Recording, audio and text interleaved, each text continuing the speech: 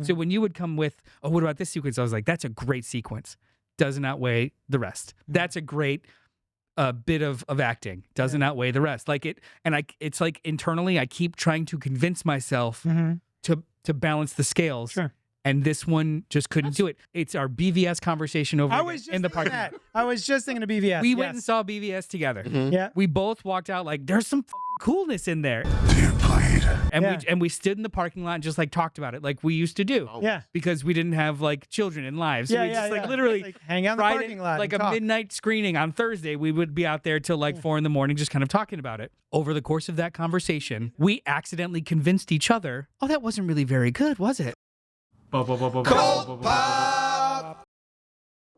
Hey, what's up to our sidekicks and henchfolk out there in the mother-loving Geek Nation? Thank you so much for hanging out with us in the longest-running pop culture podcast of all time, Cold Pop Podcast Live, episode 164. If you are new here, this is the place where we celebrate the things we love, movies, comics, television, 30-year-old horror franchises, and all the other things that scratch your dirty, nerdy little inches. Dirty, nerdy little itchies. Derby, nerdy little nerfies. Oh, you nailed it. Yeah. Yeah. Nah. Tonight we're broadcasting to you live from Yunkjunk HQ. Did I do it? Yunkjunk! A bomb-ass podcast studio here in Philadelphia, PA. There was nothing different between what we just did. Except I actually had words. No. You went blah, blah. What? That's perfect, yeah. This is exactly what you did. Hi. We're doing it. Tonight, hey, listen. Tonight, I'm JD of Johnny Destructor's Hero Complex, located at 4327 Main Street, Philadelphia, PA 19127, a rad-ass comic shop that caters to rad-ass folks just like you. And now we do rad-ass games and game nights and Magic the Gatherings and board games and what else? Drinking draws and book clubs. Anyway, you should come hang out with me. I'm lonely.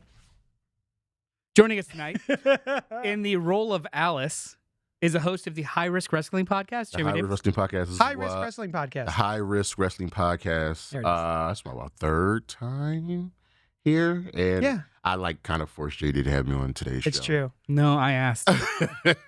So yeah, every Saturday the podcast airs, and every Monday is the recap of everything that happens throughout the week.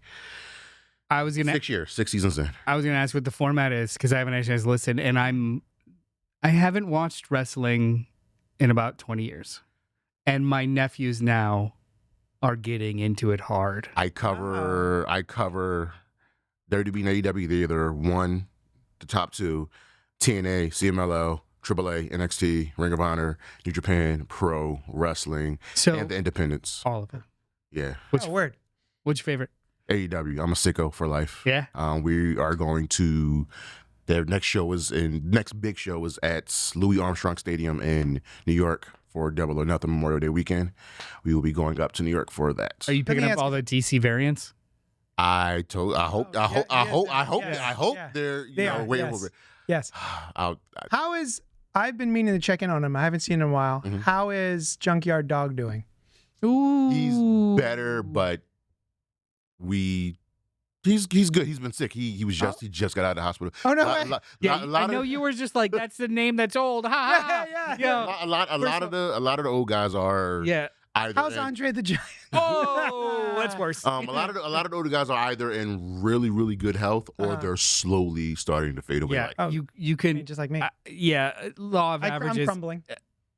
Unfortunately, on average, if you ask about an older wrestler.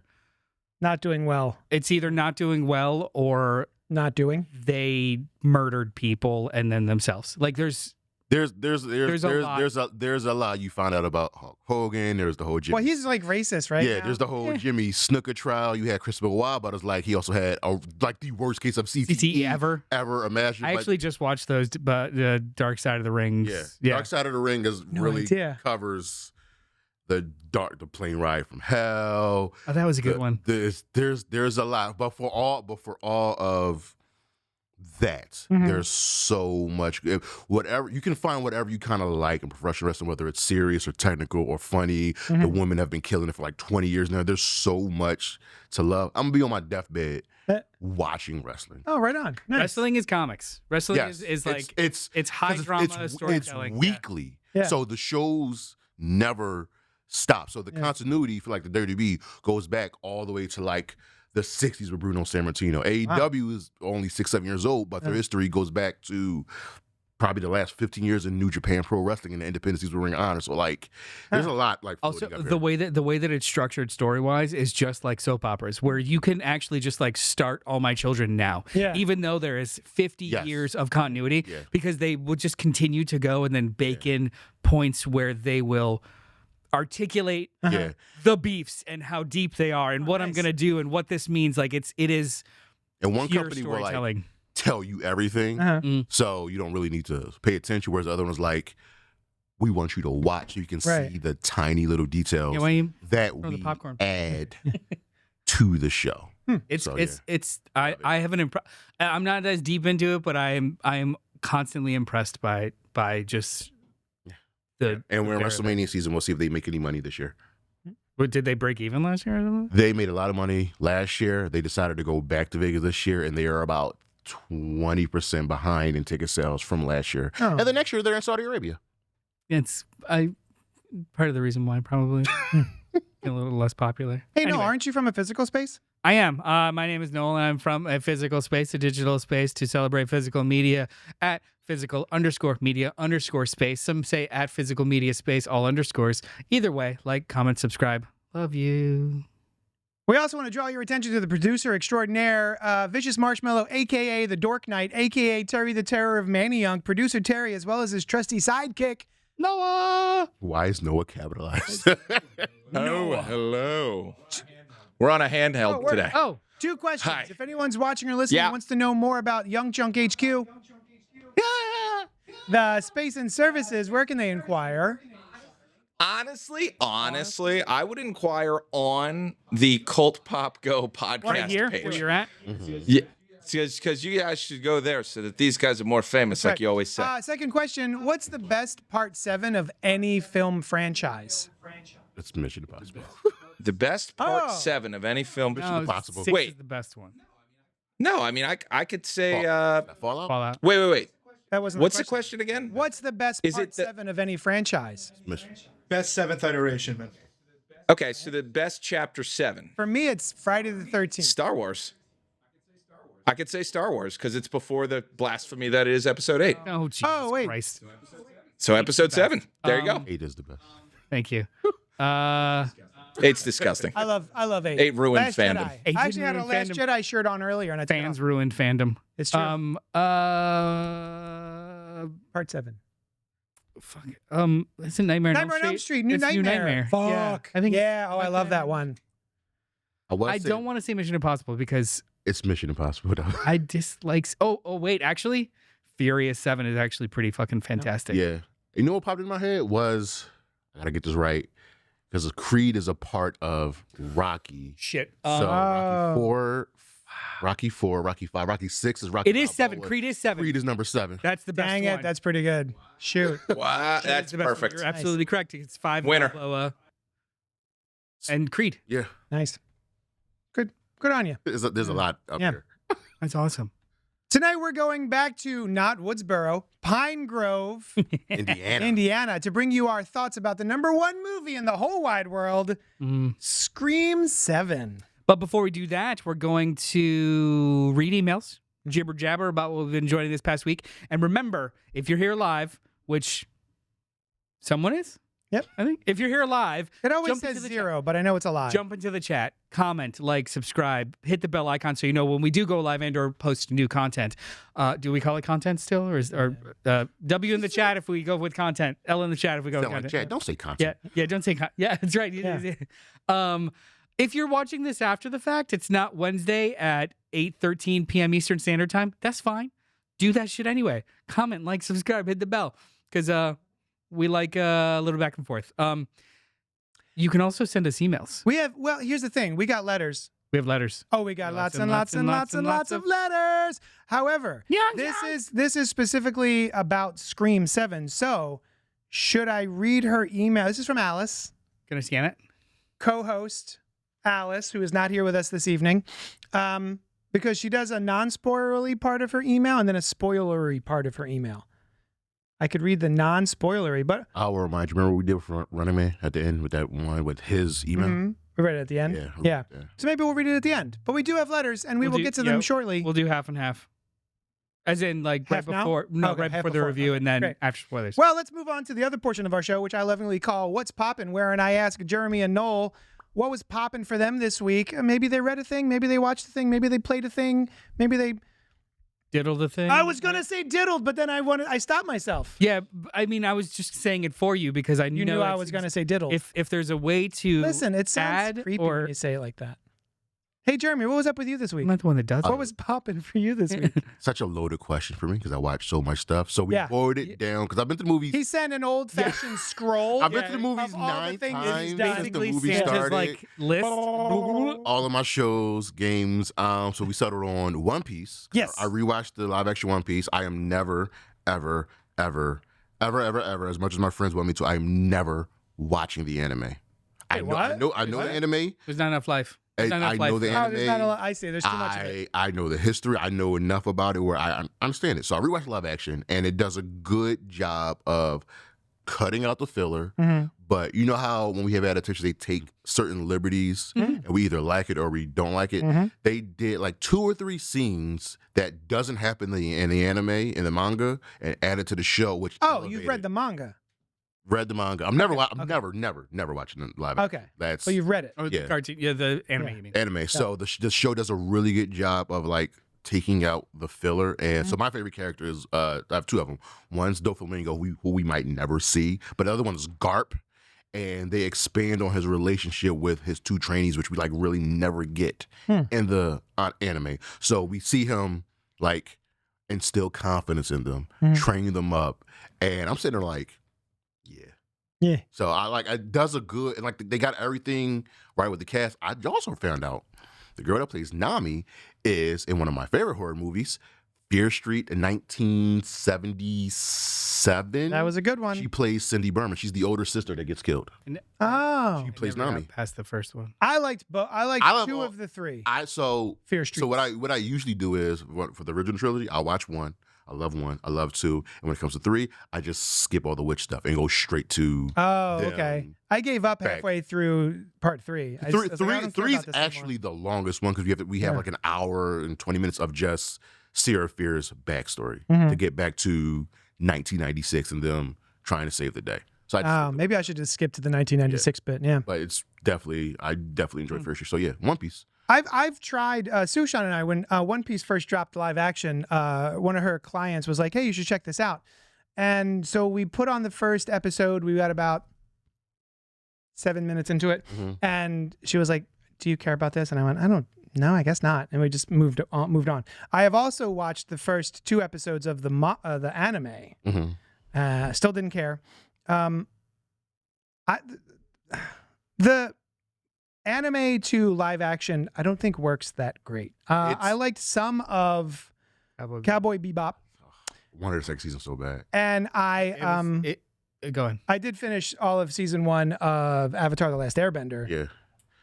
But that's kinda it. Netflix, they started out kind of poorly. Like there was a Fullmetal Alchemist they did. I also watched Death Note. Their the movie. Death Note adaptation was horrible. Pretty rough. But I didn't know anything about Death Note, so I didn't mind it. but it was I just like liked Adam Wingard. within like the last 5 or 6 years of the show of the animes that they adapted, they're all like good. Oh, Kagurabachi and like there's a live action Kagurabachi. yeah, they they just did Manga Club for they've that. done a good job of okay, you know what?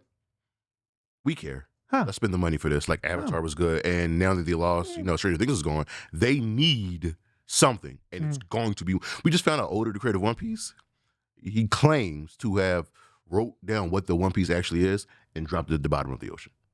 He said that today. Oh, that's cute. So they've done a good job. And the cast, the guy that you got playing is Luffy. Mm. It's That's like how you say it, so Luffy. faithful. They do a good. My friends that know more about One Piece than me like it. They say it does a good job. Great. They wish season was a little longer instead of 8 episodes. Yeah. But next season drops next week, and it's going to be the only thing people are going to be talking about. Okay. Maybe I'll go back and try to give it another shot, I don't know. or not. Oh, no, I mean, you could do anything you want. Thank you. Yeah. That's the kind of positivity I need. Just ask first. Hi, Alice. Alice is in the chat. Hi, Alice. Have you watched One Piece? Let us know in the chat. Haha. What was popping for you this week, Noel?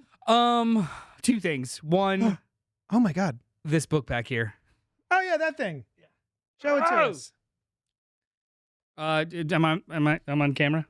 We are big Darwin Cook stands here on the show. Darwin Cook tragically passed away, I think, in R.I.P. 2007, 2008, something like that. But this is the collection of his series, The Spirit, originally created by Will Eisner. He writes and draws and inks all of it. It is one of the best things ever. I wish the movie was better. I wish the movie was better I too. didn't even bother with it. But this is his style is It's so Darwin. It's Darwin so Cook. classic. It's Didn't so he? clean. Didn't he draw? It's Did he draw? cartoony. Did he draw the Long Halloween? No, that was Tim Sale. Tim Sale. He did Justice League. New Frontier. New Frontier. Yes. Oh, that's so good too. So what's really great about, like, my favorite thing about this whole series is every single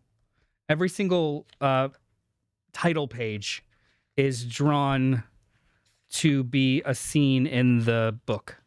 Would that be? I've been trying to think of a phrase for that, and I'm going back to movies. So Would this that be diegetic? maybe? So like the word, the spirit, and the credits are rain on a window. Yep. And he does this on every single issue where it's like a pattern in building lights. Yep. There is The a- shadows of cactuses in the desert. Yeah, Will Like, Eisner. There's I a think, word started for that because what's his name? James Gunn did it for the Suicide Squad for each chapter of the. Oh right. That's right. Yeah. So this is an absolutely beautiful book, and it's just a wonderful story about the spirit. He is. I've never read a single Spirit. He is a 1920s kind of gumshoe that is thought dead and decides to not let the world know he is alive, and works behind the shadows. Solve crimes. Solves crimes. Nice. It's a beautiful book. I really want to read it. So yeah, pick this up. The Connoisseur Edition from Act 4 and Image Comics. This was originally published by DC. DC lost the right, or they didn't renew the rights to all these characters. That, Doc Savage, something else. Dynamite had it for a while, didn't do much with it. And then they reverted back to whatever. And Scott Dunbier, who used to be with Oni, decided to create his own imprint with Image Comics. And he's doing these large art editions of stuff. They're just absolutely beautiful books. So that's one thing. Awesome. The other thing is, did you guys ever watch Scrubs? No, Yes. I hate Scrubs. I Excellent. am JD, and I have a scooter. I used to have one black friend. Hey, Jeremy. What's up? He just said you're not a friend. That's right. Do you have more That's now? what it is. I've doubled my black friends. like gremlins. I got the first one wet. Nope. No, Yeah. Let's just. So what about Scrubs? Just What give about him enough Scrubs? slack. Just give him enough slack. At least he didn't go with Pokemon as the reference. Let's do Scrubs 2026. Gotta catch 'em all. What about it? Anyway, so the show went for like 8 seasons. It is, for those of you that have not watched it, it is new doctors in training at this hospital, Sacred Heart. It is very, the show is structured like Walter Mitty-esque. The main character, JD, John Dorian, is a affable kind of loser, cutesy boy. And when He's a real cuck. just He's a real soy boy cuck. whatever. He takes things literally in his head and has little fantasies. He has little dream sequences, cutaways. in scene cutaways. I thought So like it's live Walter action Mitty. Family Guy. Yes. A little bit. Yeah. But not irreverent at all. At all. It's earnest. It's Yeah. like it's meant to teach a lesson versus there's that Family one Guy episode is, that made me cry. hey, here's a joke and we're gonna visualize it for the one gag. Yeah. But yes.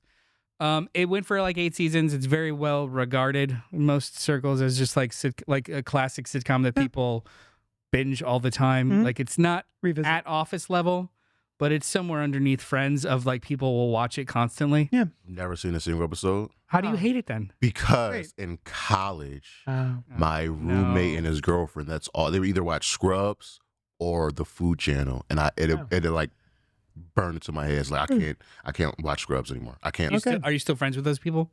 No. All right. At least you're consistent. They how- did this to me. All right, so how is this reboot? in the last 5 or 6 years, the creators of Scrubs have had some other very popular shows. Ted Lasso, Shrinking, and it precipitated the conversation of, a lot of the seeds that were germinated in Scrubs 20 years ago are in these new shows, the kind of like earnest, happy storytelling with serious subjects. So they revived Scrubs. It is everyone 20 years later, they come back from wherever they were and they're here. Does Dave Franco come back? No. Not Dave yet. Franco and The Scrubs? final season that aired on NBC or ABC? The One final or the season other. aired It on went from like NBC to ABC or Yeah. ABC to NBC. I don't final remember. season, and they were like teaching all the young kids. It was like And out one of them was- college. one of them was Dave The Franco. main cast were there for like 5 seconds. It is exactly like the old show. Oh, great. No. Oh. Because I realized there's not really any space for a show like this anymore. We have top tier medical dramas like The Pit that actually do infuse kind of humor into these serious subjects. And then we have very earnest, emotionally mature shows like Shrinking that also deal with these same things. This, by comparison, from mostly the same creative teams, feels trite because it is so set up punchline heavy Yeah. and just like, look how cute we are. Right. And it's very early 2000s coded and just it doesn't hit the same way at all. Yeah. I'll have to There's- check it out. There are some like really great jokes here and there. Just Yeah. like, oh, that's pretty funny. But like the third or fourth dream sequence in the middle of Yeah. a scene just feels too cute by half. Whereas before it felt like a new language. Yeah. Now it feels like a copy of a copy of a copy of a copy. They did absolutely nothing to kind of elevate the brand, you know? That's How many copies is disappointing. that? Copy of a copy of a copy of a From a copy. movie. I think Oh, a movie. Multiplicity is the best. No, someone said he's a copy of a copy of. I can't remember thinking of the movie. It's going to come to me like tomorrow. I do love Multiplicity. It's good. Speaking Come of on, Doc, multiplicity- we're splitting on bugs. What was that? She touched my peppy, Steve. Speaking of Multiplicity, Yeah. starring Michael Keaton, last night I couldn't go to sleep, so I went downstairs and I put on the Beep Boop, the television whatnots, and I rewatched The Founder, which is a movie that I've seen already and I love for some reason. I couldn't tell you why I'm fascinated by The Founder, other than I love watching Michael Keaton in this role. It's got Nick Offerman, BJ Novak, and Linda Cardellini. Cardellini. Then Cardellini. Cardellini. It's the true story of how Ray Kroc, a struggling salesman from Illinois, met Mac and Dick McDonald, who were running a burger operation in the 1950s, Southern California. So this is how McDonald's became the McDonald's that we know and kind of abhor. But there's something about Michael Keaton's presence in this that is absolutely watchable and charming. And you kind of root for this guy until you don't root for this guy and you're like, holy shit, oh, he's evil. So it's such an interesting... Spoilers. It's such... Yeah, the guy behind McDonald's isn't good. Yeah. Movie's 10 years old. Get on it. But yeah, man, this is a great film. And on TikTok, people will post just the scene of him going up to the McDonald's for the first time and placing his order and not understanding how different it is. Like, I don't think people realize, I certainly didn't realize how different McDonald's was when the first one opened. It was all girls on skates at a drive-through or drive-in kind of thing. And your meal would be wrong. Your meal would be cold. It would take forever, yada, yada, yada. And this was a completely different experience of, oh, you just walk up, you get your food, you walk away, you eat it, you throw everything out. It's like the beginning of fast food. And fascinating film. And I quite like it. It's also cool to see Nick Offerman play across from the guy who plays the brother. You know, the guy that's in every movie, but is like good in everything Yes, and yes. really scary. He was John Wayne Gacy in American He's the Horror guy Story. whose name I don't know, but his face I know. Like, oh, I'm like, oh, that guy. Yeah, he's Yeah. the killer, the Zodiac killer. Oh, he also just showed up in Paradise. Hang on. Oh, Lord, I just watched Paradise. He's also in Umbrella Academy, isn't he? What did you guys think of The Founder? Have you seen it? Michael Keaton in that reminds me of, you see, you want to like root for him, reminds me of Aaron Eckhart in is it Thank You for Smoking? Okay. Oh yeah, yeah. That like Cameron Britton. yes. That's his name. Cameron Bitten. It's just I like historical things like that. So I like The Founder. I like the one about the economy crashing with Steve Carell. Oh. The Big Oh, Short. The Big Short. The Big Short. how Yeah, that they- was a good clips one. of that How video. they break everything down to you. The Blackberry movie was great. Oh, I didn't see that. I actually Vinegar Syndrome just did a physical release of it. I pre-ordered it. We'll see Oh. if it shows up. What's it called? Blackberry. Oh, it's just called Blackberry. Okay. But it's got two versions of it. Yeah. Because it was originally filmed as a miniseries for AMC, then they cut it into it was so good that they like, well, let's make a movie version and release that. So it's got the AMC version and the Wow. Okay. Also, I will watch anything with Linda Cardellini in it. She was like my biggest crush. She has a new show on HBO. What does she? DTF St. Louis, the one with her, Jason Bateman and Oh, nice. Hopper. What's his Nice. name? David Harbour. David Harbour. Yeah. Yeah. Nice. just Hopper. Yeah. So I mean, I love Michael Keaton. I think he still should have. They screwed my man out of an Oscar for Birdman, but that's a different story for a different day. It's like that cat. BG Novik's underrated. Oh yeah, he really is. He's Yeah. an excellent writer too. Yeah. Solid. So it's a good movie, and you hate having to root for like the bad guy. Oh, like, oh, you're a piece of shit. You just want some money. I got it. Mm-hmm. Yeah, yeah. But solid watch, and I Yeah. also do. I really like revisiting old movies, especially movies that you haven't seen in a long time or even ever. I'm trying to fill my blind spots personally. We just watched All the President's Men. I've never which seen I'd it. never seen. Yeah. It's fucking phenomenal. Wow. Put it on the list. Hey, Um, should we do it? let's go to our main topic. But we have an email to read. Oh, all right. So we're going to get into Scream 7 starting now. We're going to give our overall thoughts. We have an email about it. And then eventually we'll get into spoilers. I want you to read the beginning of her email first Okay. before we talk about the description of the movie. Oh. Because the first part of the email is her talking about just like life. Okay. Yeah. Thank you. We got letters. We have letter? Oh, we got lots and lots and lots and lots of letter. This is from Alice, Who? our beloved co-host. She says, Pour one out for Alice. somewhat sadly, Didn't make it today. hi, Colt Poppers. It's a little too sad. Go a little higher. Hi, Colt Poppers. That's a little bratty. Hi, Colt Poppers. That's Perfect. probably, yeah. That's absolutely That's exactly what she perfect. sounds like. Yeah. Today is perhaps my most egregious absence from the show. Trust that I am crying in the morgue as I miss discussing Scream with you all live. The ghosts of the morgue are concerned for my well-being. I have many thoughts on Scream 7, so many that it is hard to write them all in an email, but I will try my best. My overall feeling, non-spoiler, is... Your delivery. But I will try my best. That's how she talks. My overall feeling, non-spoiler, is that I was disappointed. I still had fun and there were sequences I enjoyed, but it just felt like something was missing to me. It didn't feel like the Scream that I know and love. There was one part towards the end that did hit me in the feels, though, as a lifelong Scream fan. See my spoiler section below for the full reveal. I know JD was shocked when I said this to him in person, but I may rank this one below Scream 3. Hear me out! Yeah. My explanation for this is that I never saw Scream 1 through 3 in the theaters. By the time I watched Scream 3, I had already been told that it was not the best of the franchise, so I went in with not high expectations. However, I have seen Scream 4, 5, 6, and 7 in the theaters, and I have loved my experiences with 4 to 6. So my hopes were high for 7, and I felt let down. As JD put it when I was explaining this in person, oh, it's like our requel and Scream 7 is your Scream 3, is what I said to Alice. Right? Your Scream 3, your Scream 3 is Scream 7. No, I don't really remember. Oh, anyway.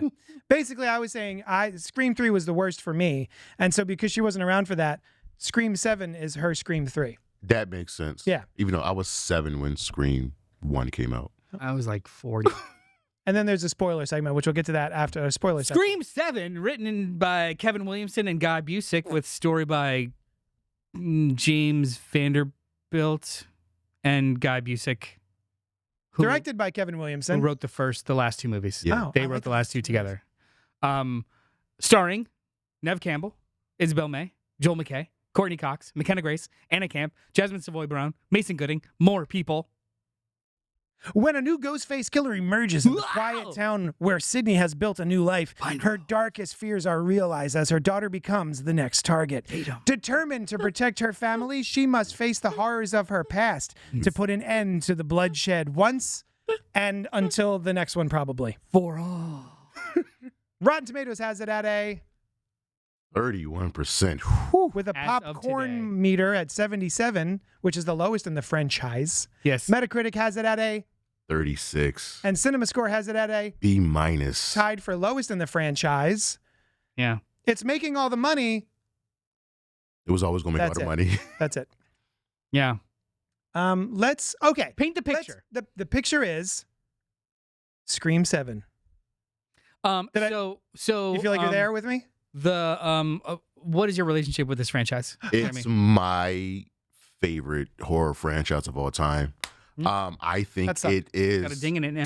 There I it is. think it is the greatest horror franchise of all time, just because it's stood the test of time. Mainly because there's not, the movie may not be great, but there's no truly overtly super bad movie where I can look at other horror franchises and there's been like valleys where Scream has been pretty consistent. The lows aren't quite as low. The lows as aren't other low as franchises. other I agree. as other franchises.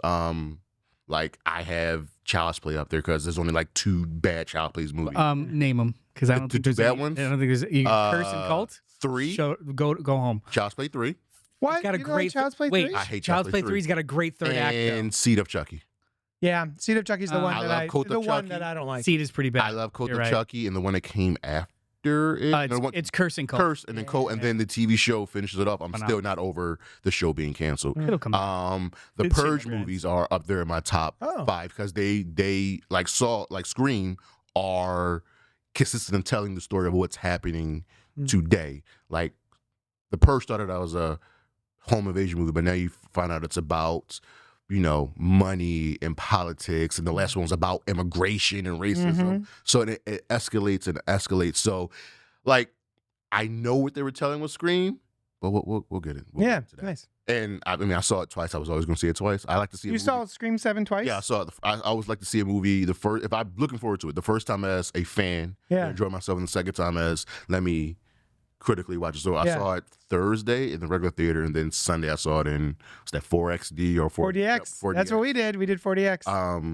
Yeah. It's a fucking back brace. I'm a Cinemark Club's member, so I get free tickets. Oh, nice. Well, we are. we have to we're we have to Regals upgrade folk. for 40X though. Like I had to pay an extra $10 or something like that. I paid. Where's their $1.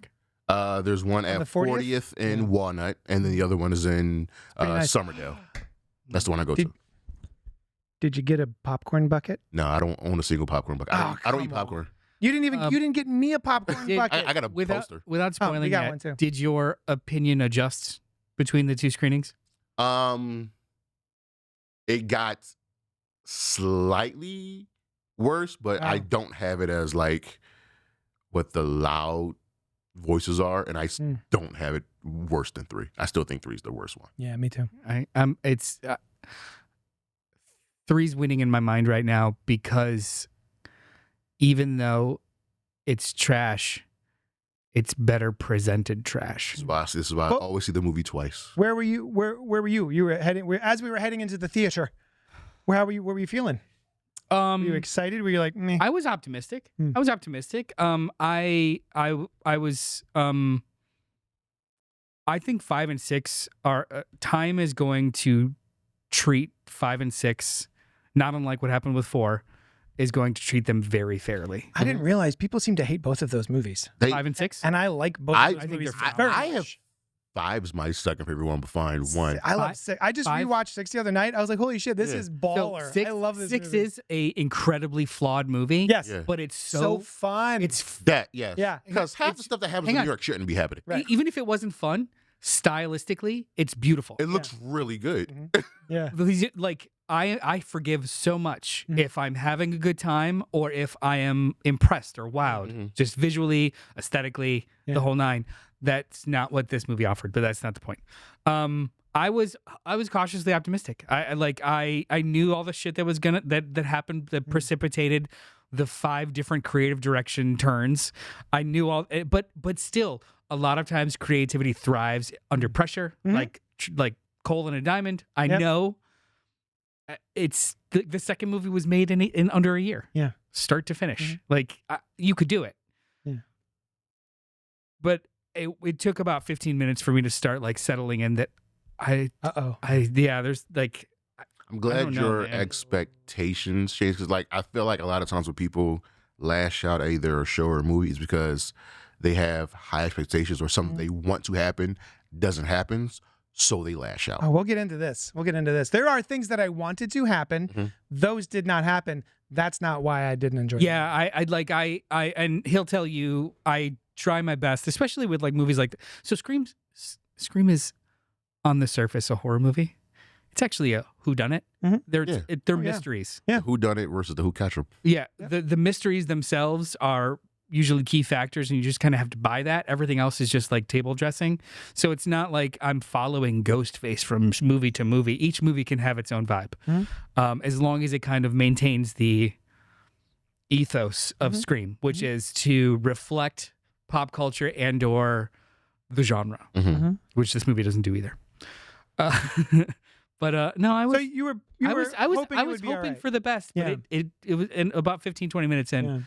I kind of started to feel uneasy about it. Like, I started to feel uneasy about it. Yeah, and it didn't change. I went in with very high expectations, but also it's like it was the day before my birthday. It was the 26th. We had 4DX tickets. It was a bunch of friends going together, and it was like either way, it was going to be a blast. So I was just looking forward to like the vibes and the fun and being shaken like a very small baby by the theater seats. And I feel like I was the 4DX this time was not good. Awful. We saw 4DX Scream 6. It was great. And it was wonderful. It was the absolute like there's the stuff best. supposed to be happening in the theater for like 4DX because it was just a giant. It felt like I was just an IMAX and like I was expecting water to be thrown on. We got water. No. Okay. So for anyone who doesn't know, 4DX, just quick aside, 4DX at Regal it's basically chunks of seats that move like a roller coaster. So like if the camera tilts, your chair tilts. There are elements behind inside the seat. So if there's something happening, someone's getting punched or thrown against the thing. The mechanisms in your chair. I got none of that. The mechanisms in your chair will pound on your back. It's programmed immersion. Yeah. I got none of that. There's I just got a seat. If some this movie versus the last movie. The last movie is good. This movie doesn't do it well. Yeah. If Ghostface misses somebody and you hear, you will get a puff of air by your ear. I feel like what you're describing. 6 was the perfect movie for that because of New York. It was because of the setting of New York. So the 4DX got blood splatter, the but it was 4DX just water. experience in part 6. First of all, had 3D glasses. There wasn't 3D glasses for this one. It was every time the camera kind of like would dolly in and around, the seats would move a little bit. You kind of like flow with it, so you're kind of flying through the scenes. When there was a jump scare, the whole fucking thing didn't erupt. It just kind of like vibrated. Yeah. And then characters that got stabbed in the back, you got a little boop. You got a little boop boop. Yep. I was blood boop boop splattered. I was lied to. Yeah. My 4DX was just a chair. That's it. Oh, did the chair move? No. Oh, then maybe they forgot to put on the on switch. It was and this one was it wasn't as immersive a movie, but still it was just like every time there was a jump scare, the whole fucking thing exploded. It wasn't just like it was too aggressive. It was like trying to. It was the programming was trying to overcompensate, and it was just like, guy. So yeah, I was looking forward to this movie, and I was in it for much longer than you were. It took me much longer to figure out that this maybe wasn't the experience I was hoping for. It was maybe towards the end where I was just like, oh no. But I think overall I had a pleasant experience. I think maybe 75% I was in. Yeah. 3/4 of the way, I was like, this is fine. And then when we got to the reveal, that's really when I was like, oh no. Like What? they kind of spelled out the reveal for you, like very, very blatantly. Coffee shop, and when Mindy goes over the rules, it's like, okay, I know who one of the killers are. Like it's they're like saying, here's one of the killers. I kept second guessing, so I wasn't sure. I got one of them wrong and that person got killed. Right. Well, before we get into spoilers, Mm-hmm. do you recommend the movie? I mean, if you are already In it, you're gonna see this whether I recommend it or not. yeah, I tell people at the time, Has nothing to do with don't go off of someone. People ask this question: should I play this game? Should I go see this? Should I watch the show? I always say you are already interested in it. Someone else's opinion of it is not going to change your mind. So just go see it and form your own opinion. I'm trying to get you to give me a rating or something. I would not before we get into spoilers. So here's the thing: I'm not gonna. I don't recommend seeing this movie. There we go. However, if it at all interests you because you enjoyed the other ones, you're gonna go see it. Go. Yeah, of It's course. fine. Yeah, But- those are different things. So my sister asked me today, "Did you see it?" I was like, "Yeah, absolutely, I saw it." What do you think? And I was like, "Wait till TV." Yeah. Oh, there you go. Just like I know you saw the other ones, you want to see it. If it wasn't so important for you, she's super not online. If it wasn't so important to you to find out right away, don't worry about it. Yeah.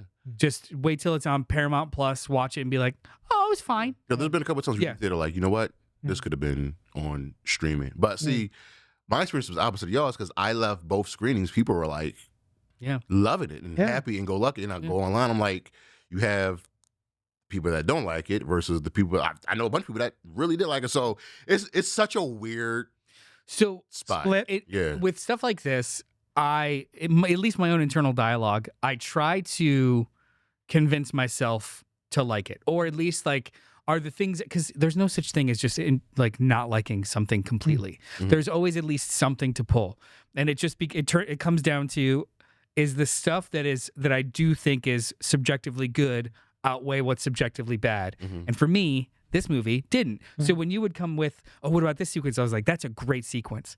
Doesn't outweigh the rest. That's a great bit of acting. Doesn't outweigh the rest. It's like internally, I keep trying to convince myself to balance the scales. Sure.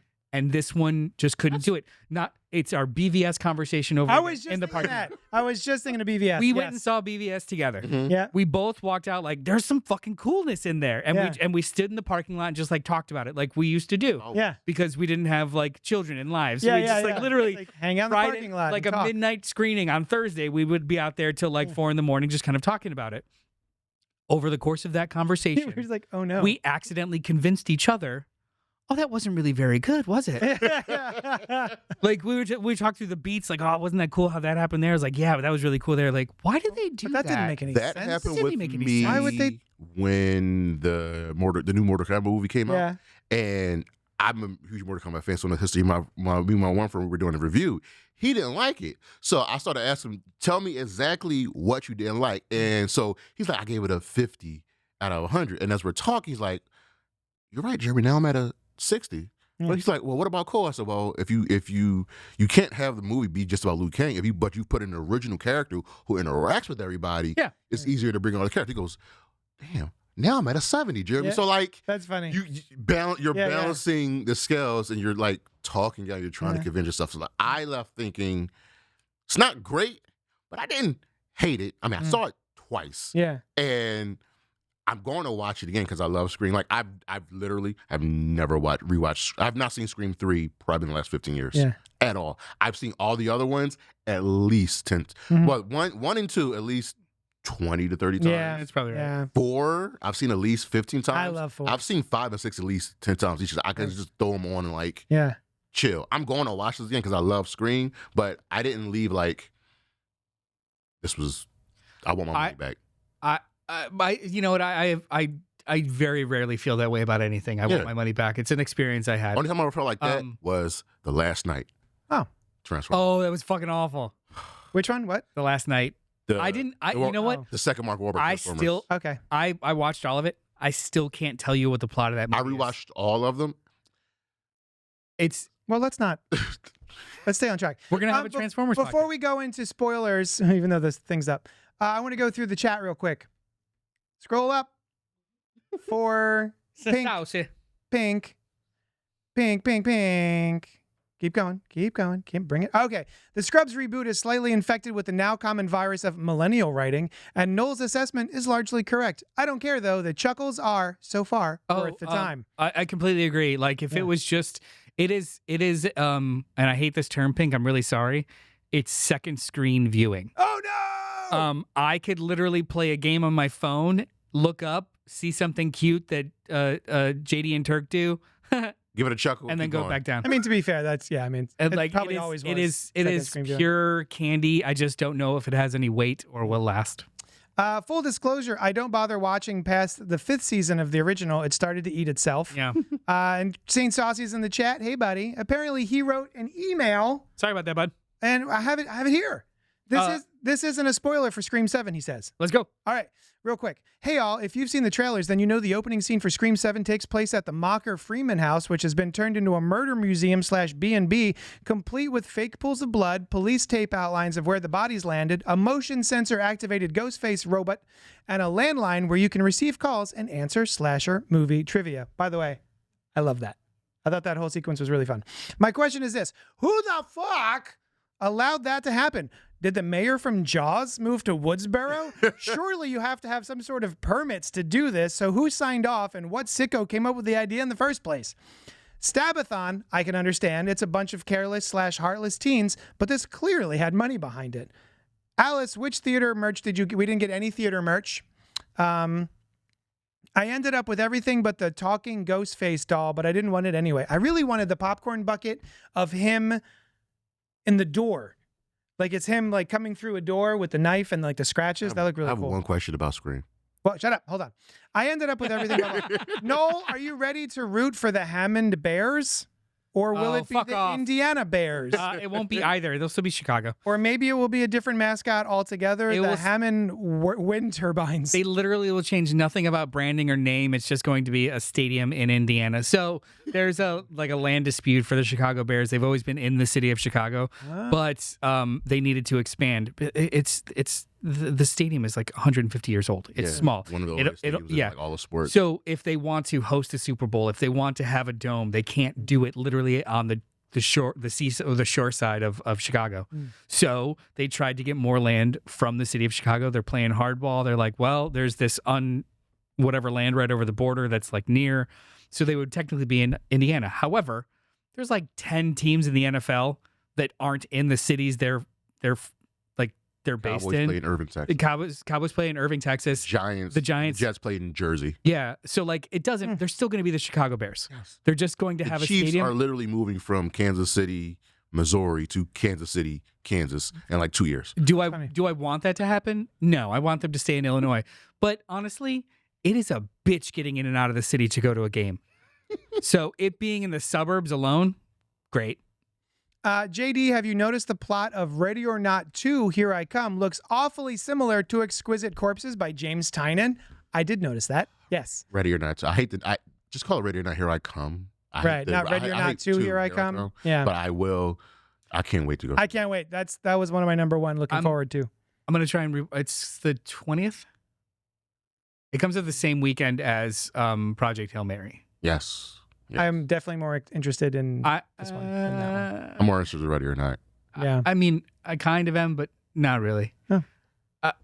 I'm more no. I love Smart Weaving. if I'm gonna I love Kristen Newton. hang and on, then if I'm gonna choose between the two, I'm gonna see Project Hail Mary first looks great. They both look because great. like Yeah. IMAX big thing No CGI. immersion experience. Yeah, They announced like- everything's on like practical sets. like Oh, that's pretty dope. Yeah, it's Nice. and it's Lord and Miller, so it's huge. big, Same thing with awesome. Ready or Not. They really exploded people.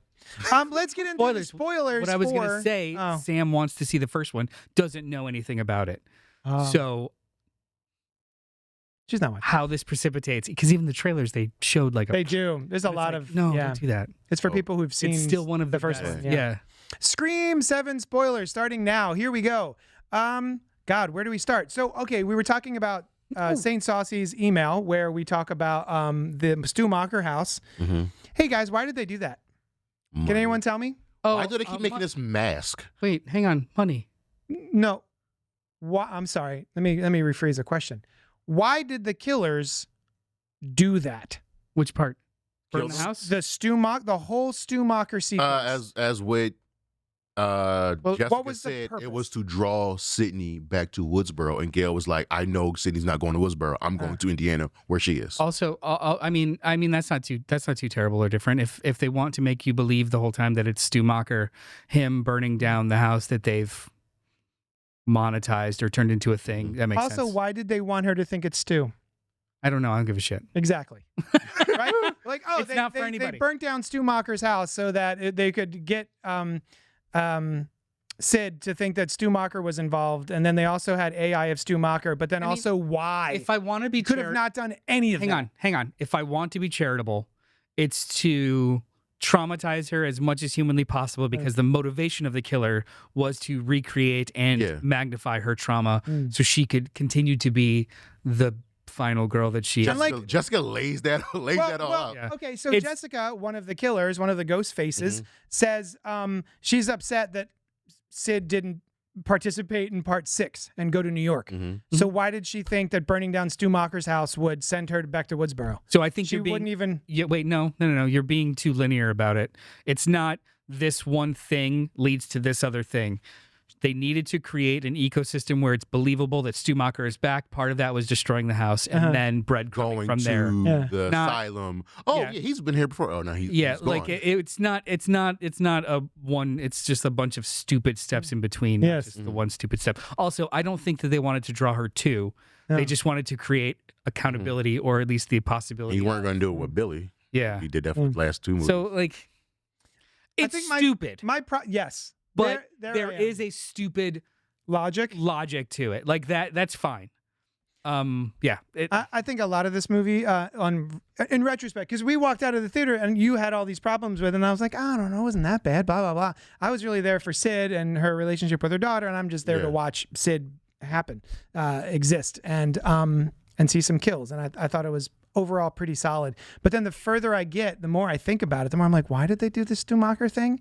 Why was it called, the subtitle "Burn It All Down" or whatever? Oh, that didn't make any sense. Like, but why? Other than the Stu Macher house? Maybe the "Burn It All Down" is burn down what Sydney represents. Maybe. Look, it's flexing, as in like it's a stretch. Let's read her email, and then I'm gonna. So I asked the group, kind of.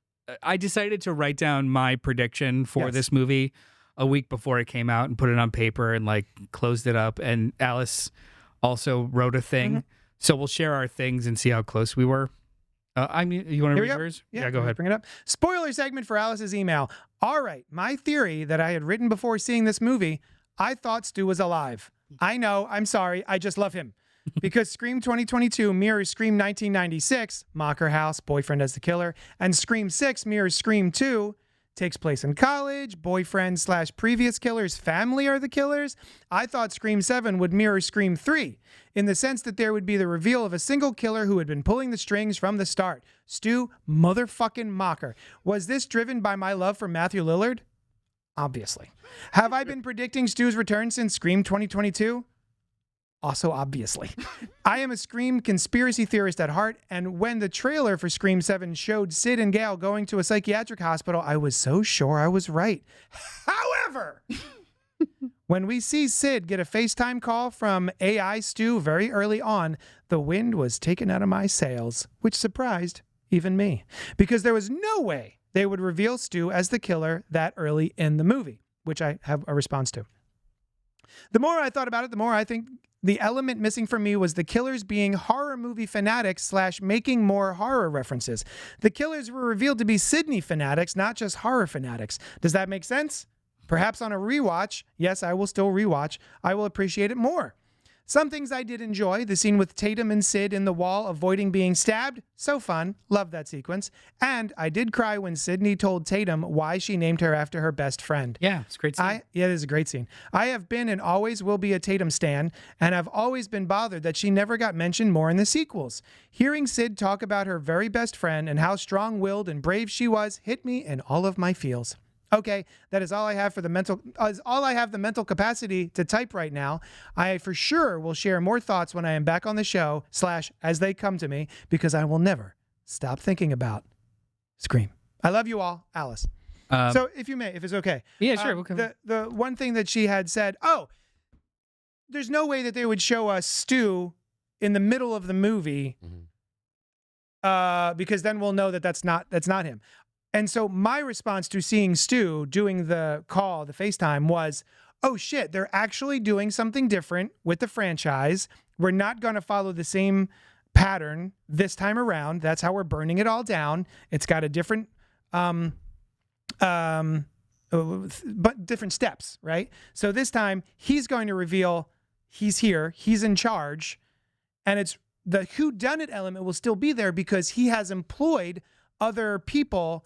I assumed other teens who are friends with Tatum, her daughter, right? So I thought the reveal would still be, oh my God, it was this person in my friend group. So the fact that he shows up earlier on, I didn't think it was, oh, it's fake, it's a cop out. I just thought it was, oh, we're doing something different. Thank God. So yeah, that's my response to that. I also liked that reveal. But I don't know if the reveal was worth what we missed, what it takes away from the franchise. So the reveal of him being FaceTimey means we get no Roger Jackson. Right. There's absolutely no taunting phone calls whatsoever from that paragon of the franchise. Scream is about the phone. Like Tatum doesn't even get a phone call. Yeah. So while I liked that and I thought it was pretty cool, even if like I wasn't trying to think ahead of the movie, fake or real, whatever. Wow me, I don't care. But the idea of the only way to shock Sydney in that moment was to do that, and I was like, that's actually pretty dope. Yeah. Plus, I just love seeing him. He's having fun. I don't think that they did that well. Yeah. I don't think that those calls were done well at all. It looked AI. Like shit. Yeah. It looked like. Not that it looked AI. It looked like a boomer's version of what somebody does on a video call. Yes. There's one in particular where he's a mid shot and he's like, "I'll see you later." He does that. Yes. Like, yes, that Yeah. that stood out to me. And we were trying to headcanon it of like, oh well, it is a boomer doing that actual thing, and I'm like, a cursory understanding of how deepfakes even work and are believable makes that the dumbest look. Like this movie won't age well Because there's good Next stuff week. there with the AI and deepfake. See, go all in. So so the first 1 or 2 phone calls on FaceTime is from Stu. Now the second one be from Roman. Yeah. Hang on. I'm going to read my thing because I think that this is aligned. Applicable. Yeah. So my note that I wrote on 2/19/2026. Before the movie came out, your prediction was? AI, deepfake shit meant to screw with Sydney and maybe frame her. It will play with misinformation and disinformation and leverage modern technology to make that point. Sounds so cool. Think how they elevated the voice changers, clone phones, texting throughout the whole thing. Yes. And then killer? ? I don't know. Someone just looking to capitalize on fame, as always. I don't think it'll be a hidden secret from her past, though, which I was right about that. Is Stu alive? ? Maybe, but I don't think so. I never thought so. Really? If it is revealed that he is, I could see it being at most an after credit style coda, but not the main driver at all. So I thought that they were going to do like you said, like we're gonna fuck with deepfake. It's gonna be Stu. Then it's gonna be Roman. It's gonna be Nancy. Then there's gonna be like old video footage of her pulling a mask off that somebody put on the internet, and like, wait, is she a fake victim? And we've been doing this whole time. Like what they were trying to do with Sam in number 6 when she was in New York, when they tried to turn the story on her, like, wait, how am I the bad guy here? Yeah. But like, if it was going to put up a mirror to society, how things are now, where everyone has their own like actual beliefs of what a fact is, why not fuck with that? She is the most popular victim survivor in this world in the last 30 years. Yeah. Why don't we start seeding doubt? Why don't we start making her a villain? Why don't we keep start surviving these massacres? If you want to pull this thing, yeah, right? Like you and Gail keep surviving. Yeah. How are you the only? You're the only. You're the only two. To think that the world wouldn't start poking and prodding at that, and then to leverage that as a motivation, especially when you find out the motivation of the killers is to break her down and recapture that kind of like survivordom, or like what is it, to pass down That's the trauma. another question I have, which is what was the actual goal for the Ghostface? To pass down the trauma to Tatum. Yeah. So Wow. when 'Cause Jessica, the world needs something like Jessica, I was with when she's doing her monologue. I was with everything she saying because to me it made sense. Your book saved my life. It allowed me to kill my husband. Right. So I am, like Mindy said, she's not a fan of, Sydney now. She's a fan of Sydney then. So when New York happens and you don't show up, that hurt me. So we need a new Finding Girl. She lost me. She said she was going to raise Tatum as her own child. Yeah. That lost me. But other than 'cause that, she's like the 25. the para-social relationship of as we know this as nerds, we've seen the relationships that fans build with someone or something, and they take it above and beyond to horrible levels. So her losing her mind of New York happened, where were you? Yeah. And we get at the end, Gail, you've literally always had my back. Gail's the only person that's been in every single movie. Well, kind of Dewey since her face. You know what though? I read a thing, or I listened to a podcast. Gail's a piece of shit. Yeah. She wanted that interview. Well, not even that. If you like look at the arc of time, Gail literally never changes as a character and continues being a piece of shit, even in the face of losing absolutely everything she's ever had. Does not do what she says she's gonna do. And I'm not gonna reverts write a back book. to- She writes a book. Yeah. I'm not gonna write a book. She wrote another book. But I'm gonna write a book, and maybe it's gonna be about Dewey. No, fuck that shit. I'm actually gonna have like 1 year later, a Pilates boyfriend in a palatial. Spatial. I always fuck that up. Either way, in a like a high rise mansion. Yeah. And whatever. Like, she's a terrible character. So so the you've always had my back scene, that was hollow as shit to me. That was Nev Campbell talking to Courtney Cox about how they high five at cons. It's kind of Like that was not about the characters. It's like Also weird that she apologized for not going to New York. because I was listening to another show and they're also, but again, it's because for me, even though Gail's a piece of shit, Gail has always been there to help Sydney. To benefit herself. Yeah.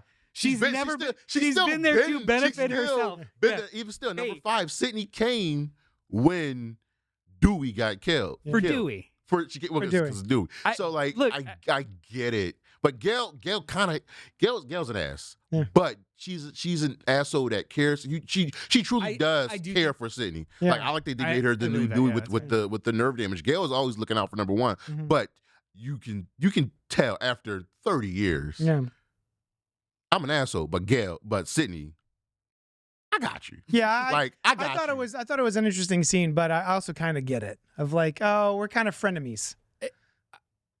There's a lot of things in this movie that are not in service of the characters. Yeah.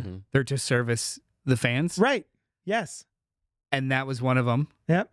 And while on one Also, level, sorry I wasn't here last time. And while on one level, okay, I Yeah. understand why. Yeah, like Sydney would not leave Gail. I don't appreciate things that only service fans and don't service the story. I don't think that service the story. You could do both at the same time. Yeah.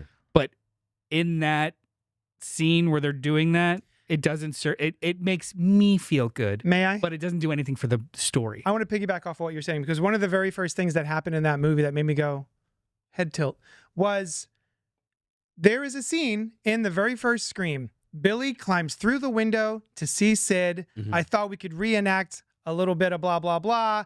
A little bit, was it not rated R, but Reenact stab. Yeah. reenact The Exorcist, was it?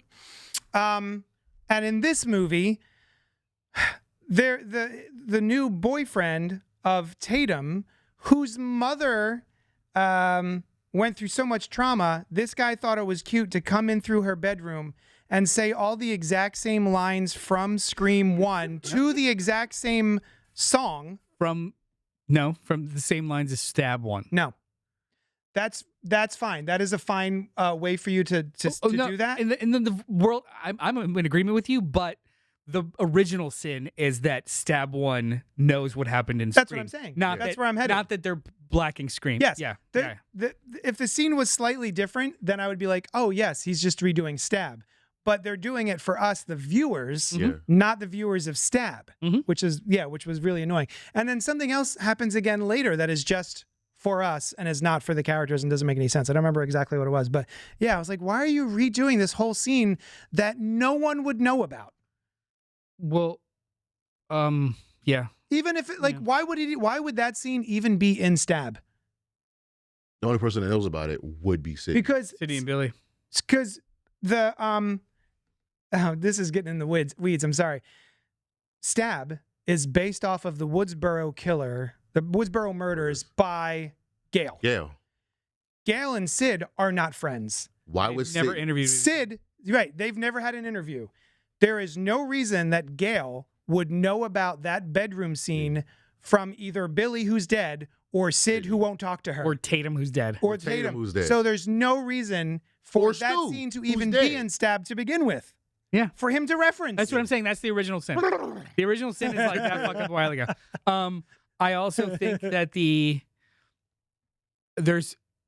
movie. I was like hanging by a thread for a very large portion of it. Like, if you wow me with a third act, it's fine. It's like all forgiven. Let's go. Like if it all wraps up and makes sense, let's go.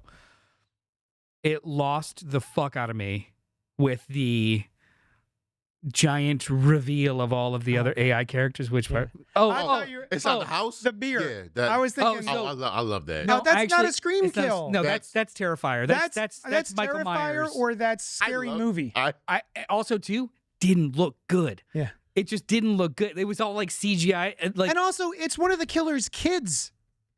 Yeah. That guy is the son of one of the killers. I am not against gore at all. No. At all. There's something very specific about this franchise though, where it's not about how the person gets killed. It's all of the craziness that goes into it. We talked about Wes in part 5. He just gets stabbed in the neck. Whatever.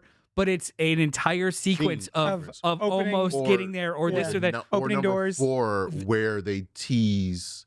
He's like, I'm not in your closet. Yeah. I'm in the closet of your friend across the street, and she's just gutted. Yeah. It's not about the style of murder. It's always about like how to get into these characters' heads or throw them off or shock them or scare them. Like, so that's why the stabbing at the wall was good.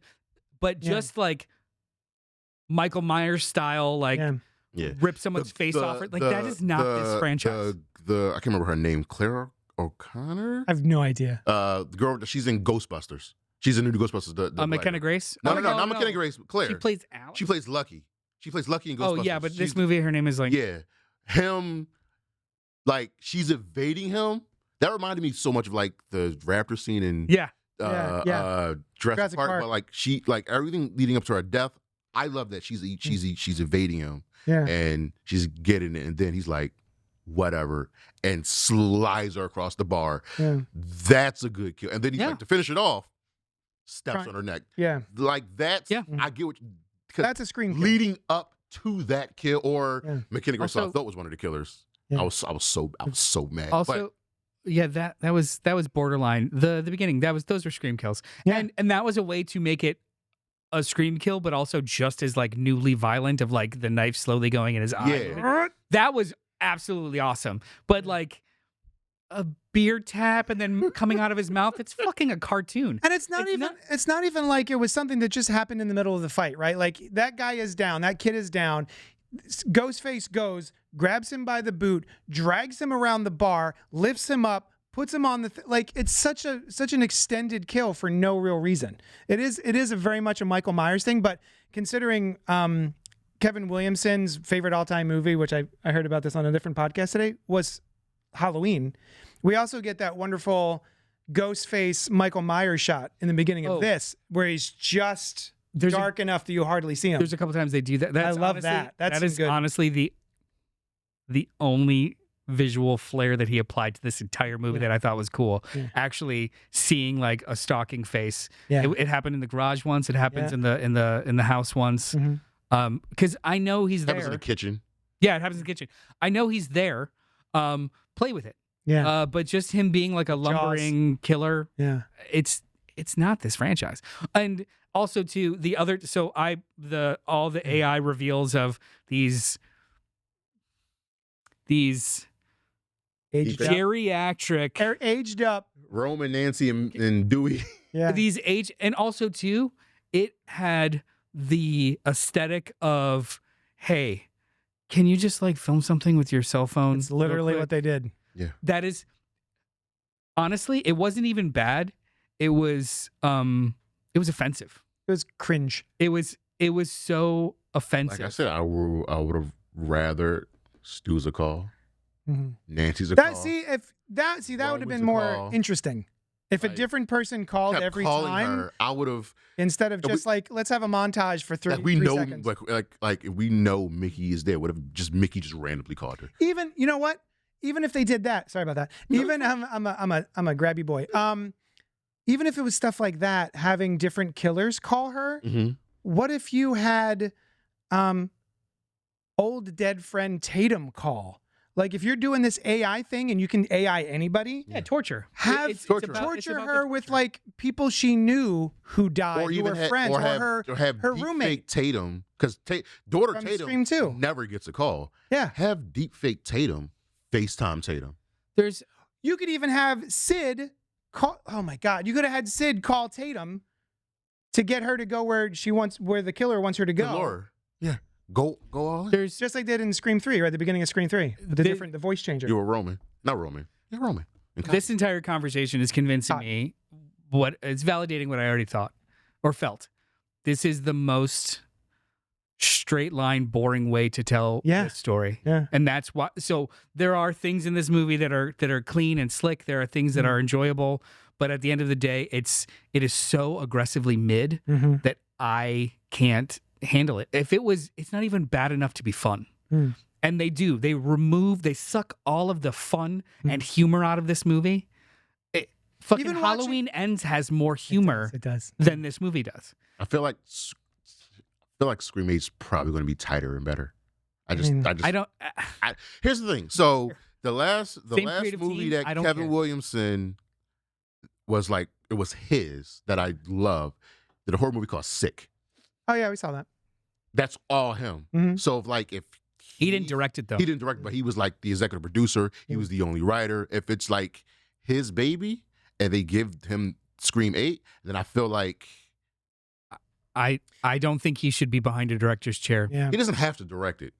He can write my whatever he problem wants. is even with the directing, which I understand, right? But I think I don't know if I texted this to you, but my reaction to Kevin Williamson after seeing this and knowing Kevin Williamson co-wrote it, I felt similar to coming out of The Running Man and having that been like, that could have been directed by anybody Yeah, we and did not say Edgar that. Wright. Yeah, because it did feel like Edgar Wright. compared to this movie. This could have been written by anybody who's not Kevin Williamson. There is nothing smart or clever or I fun. feel like Kevin Williamson wrote it. Like how we Right. felt like Edgar There's- Wright didn't direct The Running It Man. had nothing to say. Can we maybe have a hard conversation that perhaps Kevin Williamson is aged out of trying to capture the voice of you? The zeitgeist, yeah. But like even the voice of the youth, but it wasn't saying anything. Yeah. There's nothing. This movie has nothing too to many say. cooks. I think there was too many cooks in Yeah. the kitchen because you can see what they wanted to do with the parasocial relationship, with the AI, with the defect. You just didn't lean, Yeah. and there's just too many people trying to put all their ideas there, and it just Look, you can have 5 of your favorite candies, but you mix them all together, it tastes Right. like shit in your mouth. Yeah. You gotta pick a lane pick and excel at it. someone. Now, am I the only one who's upset that the theater director didn't get killed? You mean the theater director didn't show up? Or how about when the second lead disappears for 40 minutes? I Courtney audibly, Cox just fucking disappears Oh, did she? completely in every way, I shape, or audibly form. said in the theater after he like ran down Tatum, like, oh, he's definitely going to get killed. Everybody laughed, And then he shows back up after the attack at the house, and then we never see him again. I don't even know who you're talking about. The theater director, that was directing the play at the school. Yeah, the tall guy with the beard. With the beard, who was running them down. Oh my God! He just completely disappeared. She ripped right. him up. He's on the poster. He also That's so funny. I forgot about him. And at the crime scene, he's just like staring, Him glaring, and Ben's there. and they focus on 3 characters Yeah. like could be anyone. And he never shows up after that. He's go from away. Nobody Wants This. Yeah, he's in a Or Nobody He Asked for This. He whatever. never shows up after them. Like, That's so funny because there's even a scene where I think Sid gives him the hairy eyeball. Yeah. He's like, oh, she thinks he's somebody. Yeah, at the crime and then we scene. never see him again. we Holy never, shit! We never like. I'm like, Also, so the Halloweenies brought this up, and I completely agree with it. We are now at the point where the movie knows it can't hurt Sydney, and not just her. It's not allowed to hurt anyone she's connected to because they already killed off Dewey. Because they already killed. Not even they already killed off Dewey. They've already played this trick where they killed off her significant other, her best friend, So the movie knows can't shock that again. It can't use Gail? that. You can't touch Gail's the only one. Yeah, because they're not going to touch. I don't think they're going to touch the twins. It's not about shock. It's about the elasticity of the character. Yeah. They've stretched her so fucking thin that there's nothing you could do to emotionally resonate with the character anymore. Yeah. They've already taken away her boyfriend, the love of her life, her this or that, her dad, like her mom. They gave her a brother and then made him a murderer. They have done so much to this woman that there's nothing left. Audiences will not take her abide by her daughter being killed or her husband sucking to his wounds. Sydney's Like they just won't. reminds me of, It's just torture. Yeah. One of my favorite shows of all time is Supernatural. Oh, sure. 15 seasons. After like First 5 are after like season 10, I'm like, everybody on heaven, hell, earth, other dimensions knows Sam and Dean have fought God, the devil, and archangels, and different gods and different demons. Why do you keep testing them? Yeah. That's how I feel about Sydney. 30 years, you keep trying, and you're all failing. Let it go. Yeah. It's like when there's in a comic book there'll be just like bank robbers and Superman will show up and they'll be like, he's like, what are you doing? What are you doing? I'm Superman. What the fuck you doing? You're gonna shoot me with a gun? You know what? I'm good. I'm good. There's a scene like that in Machete where he's like running with people, and the last bad guy's like, you know what? I'm good. Bye. Yeah. I don't. Here's the thing, and it's a bummer to say. I don't know if I need any more Scream movies. The only reason I would want one more Scream movie is to end it well. Because I don't want this to be the last one because it was such a disappointment for me. Say, like y'all said, like, but also there's nothing else to do. With number 6, Sam and Tara got a great ending. We like literally don't need to see them again. That's why there's so many great memes of like people showing the picture of Scream 6 and just being like, perhaps I judged you too harshly. yeah. Because that really was Kevin Williamson can write. I think he is a mediocre to bad director. He's a television level director. He does not have the visual or technical acumen that these movies desperately need, because every single Scream movie except the first one has some sort of like either narrative flaw or loose script or motivation that you're like, I don't know about that. However, it's all like edged away or like shaved away by just aesthetic and editing and pace. He does none of it well. Yeah. He does it fine. So like having Radio Silence do 6, it looks like it belongs in the Louvre compared to the visual style of this movie. 6 looks, I mean, people might have not loved it. It looks good. Yeah. And the killers are stupid. Yeah. And that whole they all become 3 crazy lunatics at the end.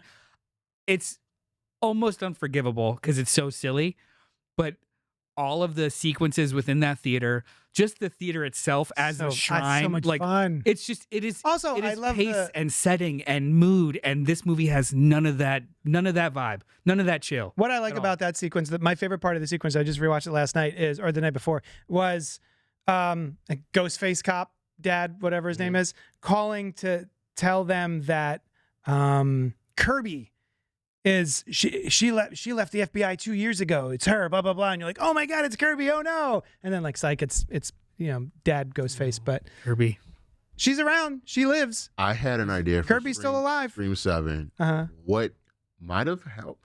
So I've only ever seen the son in Gen V, right? Oh yeah. And okay, so he's this From Scream 6. Yeah, from Scream Yes. 7. No, Scream 7. Oh, Scream 7. So he's this. Anna Camp's son. Anna Camp's The son. I got beer you. tap kid. He's like obsessed with horror. I Yeah. would have loved if mom and son were the killers. Wait, that is also another subplot that they were like, yeah, fuck it. We're not gonna bother with this.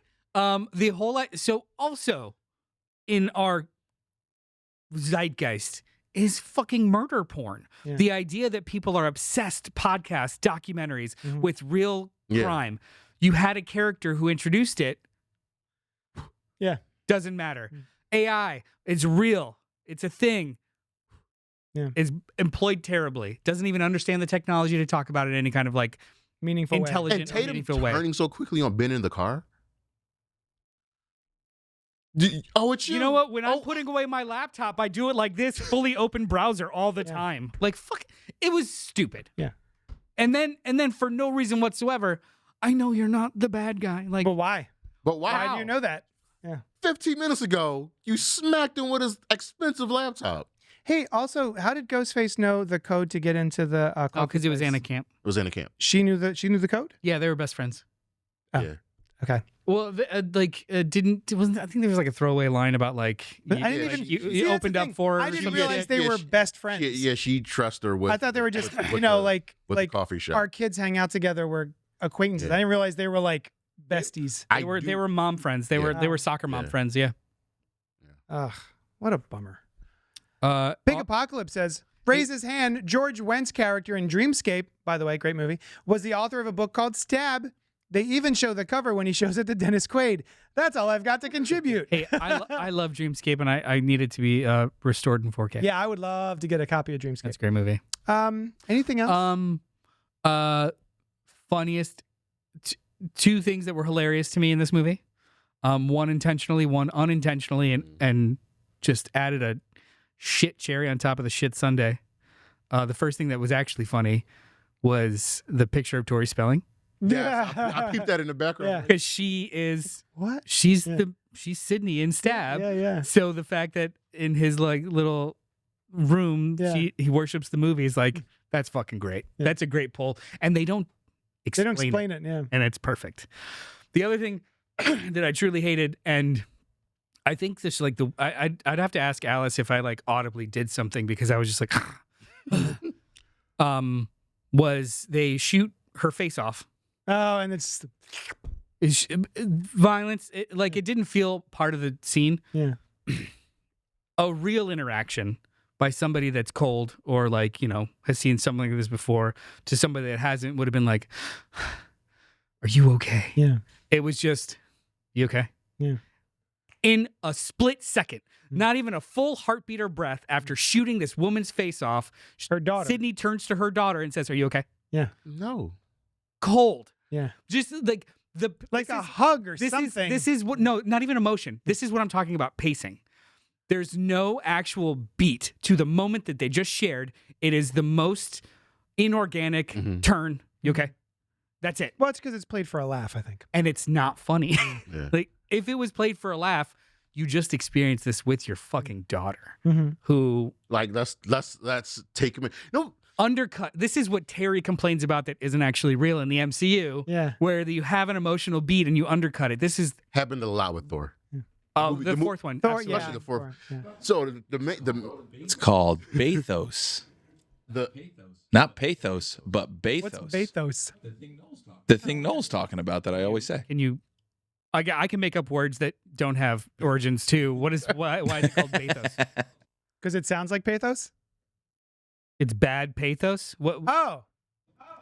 Okay, there Yes. we go. He's just saying. Yes. I hate you so much. Go ahead. You want to say something to say? the one thing that irked me, and it's just part of the expectations, was her marrying a Mark and it not being Patrick Dempsey. So, and I love Joel McHale, so it didn't really like bug me, but it immediately made me think of that new season of Daredevil that just aired, and and the commissioner chief gets into a car, and his driver goes, "Oh hey Luke," and they show the back of the head, and it's a big, bald, strong black guy named Luke, and I almost creamed myself, and it's just a regular Oh, you thought it would be Luke Cage. No, Luke Cage. Oh, Don't call her husband Mark. right. Well, they were stuck with that. Because she mentions it while she's pushing the pram. Now, what they Number weren't stuck 5. with was her maiden name being Evans. Yeah. Because that was her mother's maiden name. Yeah. Maureen Evans. Maureen Evans. But it's also his name? Yeah. Yeah. Like, you just made him Jones or Smith. Yeah. Something. Yeah. It's just kind of weird. My one thing, I really do wish the theater director got killed. I will say I really like the sequence where Tatum and Sid are separated. Oh, yeah. And she is on the phone with her. Coffee shop. The coffee shop sequence. She's and like coaching coaching her how to use the gun and all that other stuff. But then they fucking do the thing where she's in a locked room. She just shot through the wall and hit Ghostface, and she leaves the room. Same in the beginning of the movie. She has a panic room and then leaves the panic room. Well, that at least had some character motivation behind it. Their dad, her husband was like knocked out. I'm gonna go check on him. Yeah. Don't leave me here. And then like whatever. So like that at least was described in scene. This was just, you're in a safe space. Stay Leave. there. Yeah, you're on the phone with your Now, mom. You just shot How him. about what precipitated that?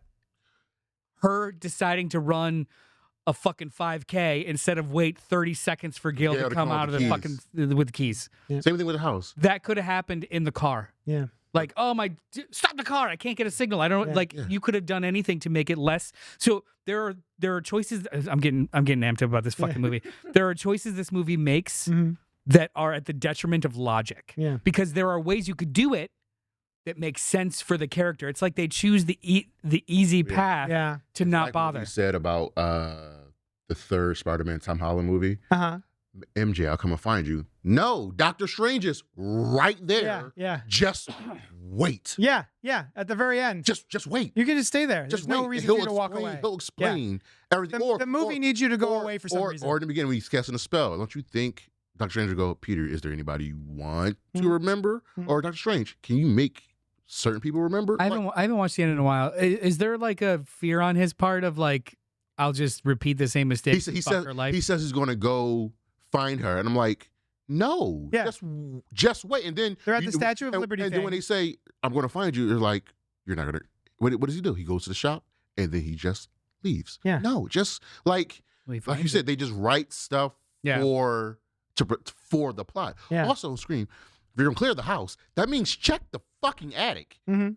That's what I thought too. Oh yeah. You guys. Oh, the police. But then I was also. We'll be quick. It's cops. You're not gonna be quick. Yeah. Check the attic. The attic. It was good scene leading up to that. Yeah. But That was the only scene in this entire movie that felt like an actual Scream movie. The fact that there was like on 2 different floors, 4 characters, an actual fight. Also, I think I said this in the theater or after the movie because I'm not a fucking animal that decides to talk during a movie. Oh my God. We didn't even talk about our theater experience. There were folks just I don't know. I think they were podcasting. They in were the middle of narrating the the movie. oh, that happened to me without microphones. The second time I saw it, I'm like, this lady walks in with like her children, little kids, and I'm like, why would you bring? But like, I went to a sneak preview of the first Purge movie, and the dudes were like, lady, you can't bring your kids here. Yeah. So of course. The kids are talking, and dude says, yo, shut your kids up. You're not at home. And she's like, well, don't let me get my husband. And everybody's like, they're talking during the movie, and they're loud. Yeah. So, like, you're ruined. These are grown-ass adults doing like the the same opposite thing. of, like, when, for our experience. You remember what happened when you saw A Quiet Place? It was dead silent in that theater. Yeah. Like, the theater experience means something. Yep. He's leaving. Like me and my friends when we played when John Wick 4 when John Wick 4 came out, we was like, yo, are we seeing this? We were like, yeah.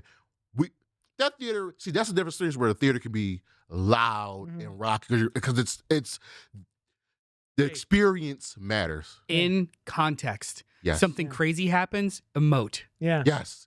You don't practice your tight 5 at a quiet moment to get a laugh from the audience. Yeah. Like when I saw Rambo 3, the scene where he like pops up behind a dude and like just everybody in the theater's like, yeah. Rambo. The third where he like just You know murders what? this guy with the I just watched First Blood Oh my God. in forever. It's great.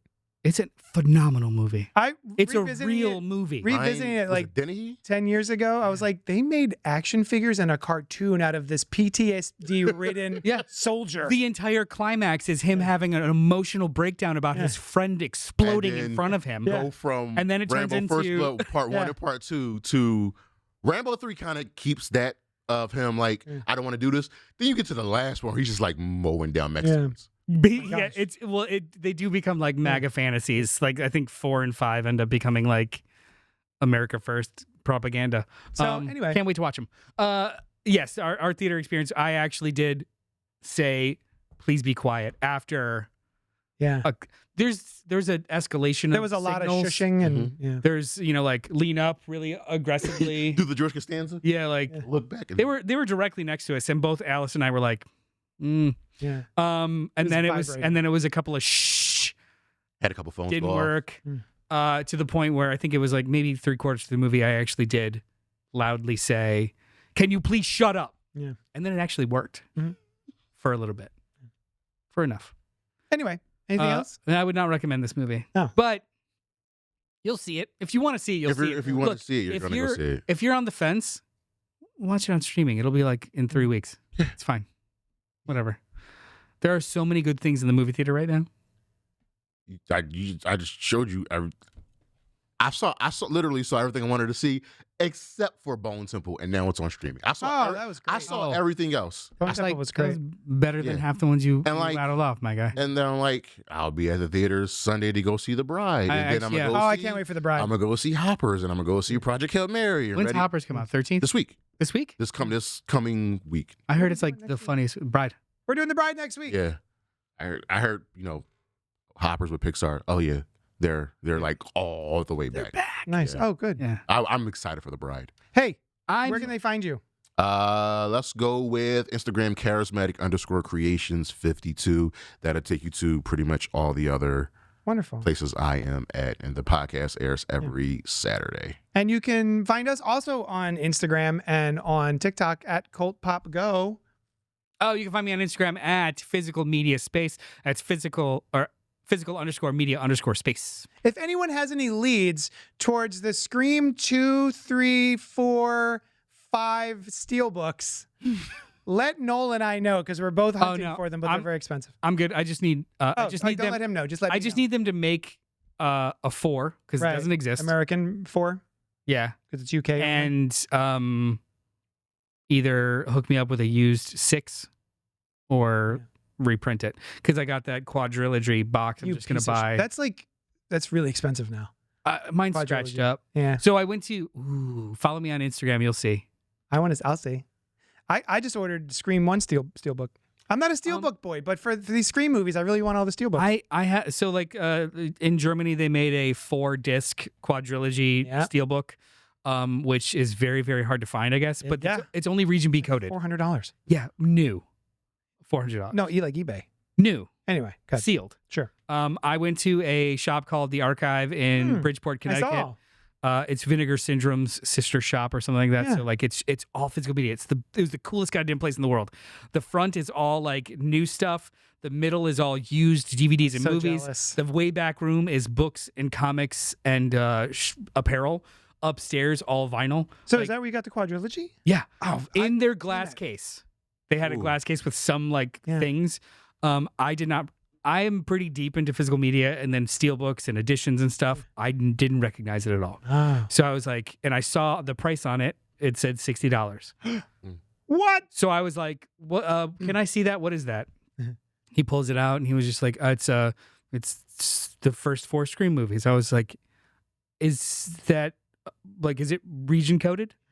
And he looks in the back. He's like, "Oh, it looks like it's all region B." So I was like, Can you open it and can I see the discs? We don't really like to do that, but I guarantee you if it's even here, then they've already checked it. Oh, okay. And it's the kind of shop where I was like, I believe that. That's fine. Yeah. There were some scuffs on it. Mm. So I was just like, I'm not sure. I don't have a region-free Free DVD. DVD player. So like you could put it back and I'll think about it. I went upstairs to look at the vinyl and then went online right away to see what the fuck this thing was. It's going for like $400 Yeah. new on eBay. No used versions I could see. So I was like, well, worst case scenario, I pay $60 for a cool Steelbook. I'll just buy the trilogy normal, Yeah, put it in in there, Nice. and then try and find Good idea. 5 and 6. Nice. Best case scenario, I got to bust it up, expensive something that I could maybe flip if I really wanted to, Yeah. but I don't really want to. Yeah. Yeah. And it was worth $60. I mean, all I got is the Absolutely worth the $60. Dark Knight trilogy. Nice. Thing all The collected. Steel John, Yeah. I was thinking about it, but I ended up just getting the normal one. I think the only ones I want, like Scream is like one of my favorite franchises. They will. You know what? You should be advocating for them to finish this franchise. Over. Done. Listen, So they can make a nice case nice- of the whole thing. Nice box set. they're going to finish the Fast franchise, so Oh, nice. Ma- Pink says, I don't typically care, but I steelbooked all 5 Mad Max movies. That's baller. Very cool.